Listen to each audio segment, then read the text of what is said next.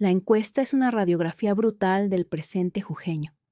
En pleno fin de semana largo de Semana Santa, cuando el relato oficial vende descanso, turismo y movimiento económico, la mayoría está en otra frecuencia. 45% se queda en casa descansando, 26% trabaja como cualquier otro día y apenas 12% dice que se va de viaje. No es una elección cultural, es una imposición económica. Detrás de esos números aparece una provincia con salario destruido, poder adquisitivo en caída, empleo precario, formalidad insuficiente y un gobierno que, lejos de reaccionar, ya entró en lógica de recorte, congelamiento y administración de la escasez. La postal no es de descanso, es de privación social. Perico Noticias, 2 de abril del 2026. A veces una encuesta dice más que un discurso entero, y esta lo dice todo. En Semana Santa, una fecha que históricamente habilitaba aunque sea un pequeño respiro para muchas familias, en Jujuy el viaje aparece relegado a un margen mínimo. Apenas 12% proyecta salir. El resto se reparte entre el encierro forzado del que se queda en casa, la religiosidad de los que buscan sentido en medio de la crisis, y sobre todo, la resignación del que directamente trabaja como cualquier otro día. Eso no describe hábitos, describe una estructura social herida. Que la opción dominante sea quedarse en casa no significa necesariamente descanso verdadero. Muchas veces significa no tener margen para cargar combustible, pagar un pasaje, reservar una noche o siquiera afrontar un gasto extra. Significa administrar lo poco que queda. Significa que aún después del pago de salarios de los días 1 y 2, la plata no alcanza para convertir un feriado en una experiencia distinta. Y cuando un sueldo recién cobrado no permite siquiera una mínima movilidad recreativa, lo que está quebrado no es el humor, es el ingreso. Desde una lectura sociológica, esta encuesta marca 3 cosas a la vez. Primero, la caída del poder adquisitivo. Segundo, la normalización de una vida cada vez más ajustada, donde el ocio se volvió privilegio. Y tercero, una fractura más profunda, la de un mercado laboral que ya no garantiza dignidad ni siquiera en el empleo formal.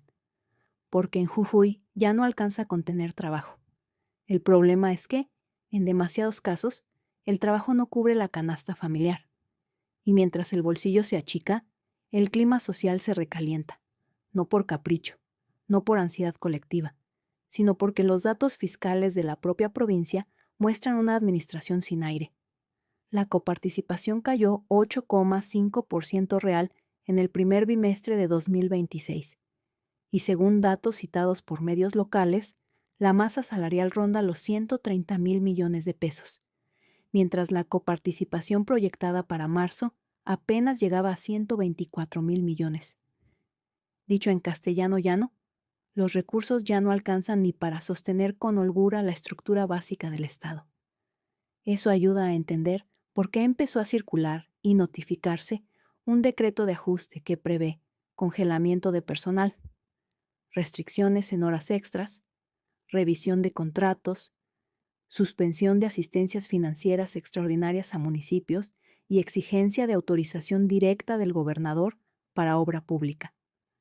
Aunque todavía no estaba publicado oficialmente al momento de esa cobertura, los municipios ya habían sido notificados y empezaban a reorganizarse bajo la lógica del recorte. O sea, la provincia ya entró en modo contención, y aquí aparece la verdadera acusación política. El gobierno de Jujuy no está administrando abundancia ni crecimiento, está administrando estrechez, está gobernando desde la restricción, está dosificando gastos porque perdió capacidad de expansión y porque el deterioro económico nacional, sumado a su propia fragilidad financiera, lo dejó sin herramientas ofensivas. Por eso la reacción oficial no es reactivar, ni recomponer, ni proteger en serio el ingreso popular.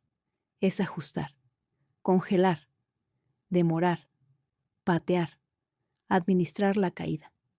El drama es que esa lógica fiscal no baja sola a los números, baja sobre la vida concreta, baja sobre docentes que no llegan, estatales que se endeudan, trabajadores informales que ya no tienen resto, jóvenes sin empleo estable, madres que ajustan la compra, jubilados que recortan remedios y familias enteras que ni siquiera pueden convertir un feriado largo en un viaje corto dentro de su propia provincia. Esa es la verdad que la encuesta pone arriba de la mesa. Y no alcanza con decir que la gente eligió descansar.